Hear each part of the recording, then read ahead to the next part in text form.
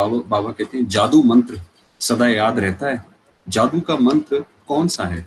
बाप की याद ही जादू का मंत्र। जादू के मंत्र द्वारा जो सिद्धि चाहो वह पा सकते हो। बाबा कहता है पूरी ज्ञान का सार, इतना बड़ा ज्ञान बाबा ने सुनाया।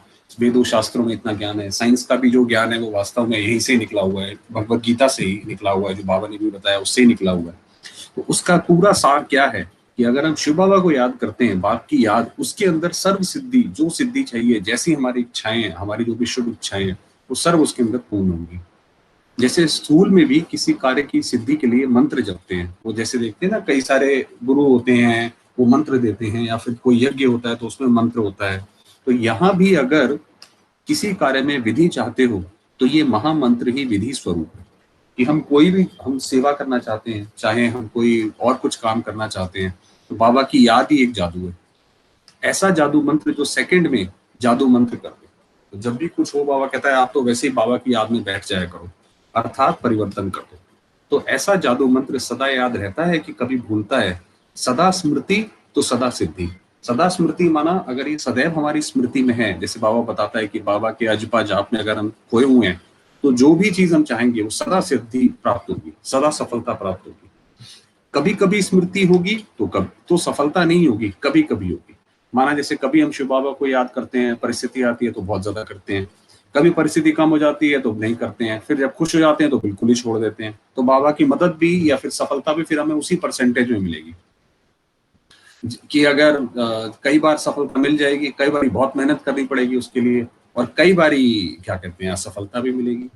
तो ये वर्ष सदा को अंडरलाइन लगाने का वर्ष है कि सदा को लगाओ अपनी, चाहे स्मृति हो चाहे स्थिति हो, सदा की हमेशा हम ऐसी रखें। याद रहना बड़ी बात नहीं है, लेकिन सदा याद में रहना यही बड़ी बात है। कि वैसे तो जो बाबा के बच्चे बन गए और जिसको जरा सा भी अनुभव हो गया, तो वो बाबा के तो उसमें याद एक अंतर्मन में, एक मानस पटल पे थोड़ी मोड़ी याद तो हमेशा कोई कार्य में रहती ही है, मगर सदा याद में रहना ये बड़ी बात है। बाबा ने कहा यहाँ तक कि आपको ऐसे भी नहीं करना चाहिए कि परिस्थिति आए तो आपकी याद जो है बाबा को आप याद दिलाओ कि भी बाबा हमारी मदद करो, आप ही हमारे पिता हो। हमारी स्थिति तब भी समी हो, अगर हम ऐसा बोल रहे हैं तो इसका मतलब कहीं ना कहीं पहले याद कम थी और फिर परिस्थिति के टाइम ज्यादा बढ़ गई है।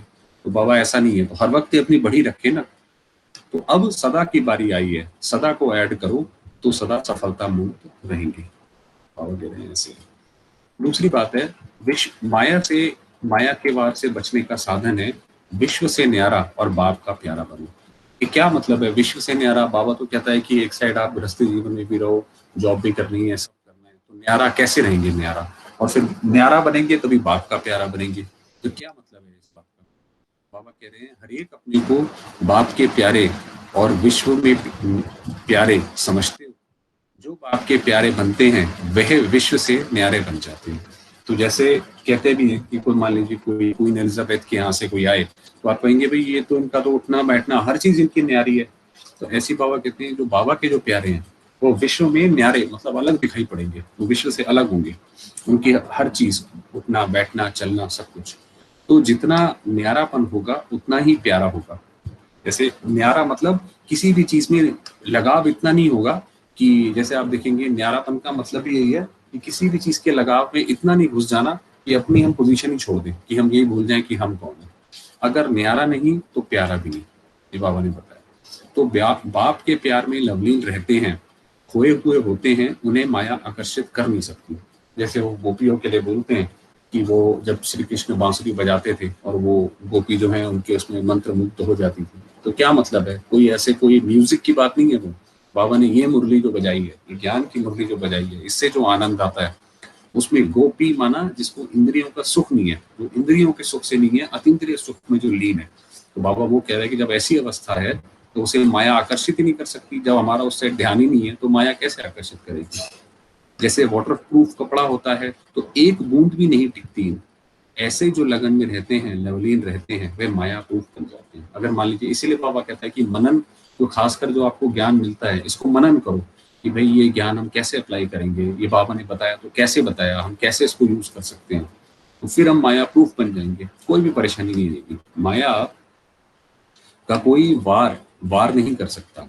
बाप का प्यार अविनाशी और निस्वार्थ है, ये बहुत बड़ी बात है। कि बाप का प्यार अविनाशी है और निस्वार्थ है, कि बाबा का प्यार हमारे साथ सदा है और निस्वार्थ है। कभी ऐसा नहीं है कि उसका प्यार जो है, दुनिया में तो लोगों के प्यार बदल जाते हैं। मान लीजिए माँ बाप का भी है, तो माँ बाप में अगर आप उनकी बात नहीं मानेंगे तो थोड़ा तो फर्क आता ही है ना उनके प्यार में, मगर बाबा के साथ ऐसा नहीं है। बाबा का तो निस्वार्थ एकदम स्नेह है, हमेशा सदा हमारे साथ बना हुआ है।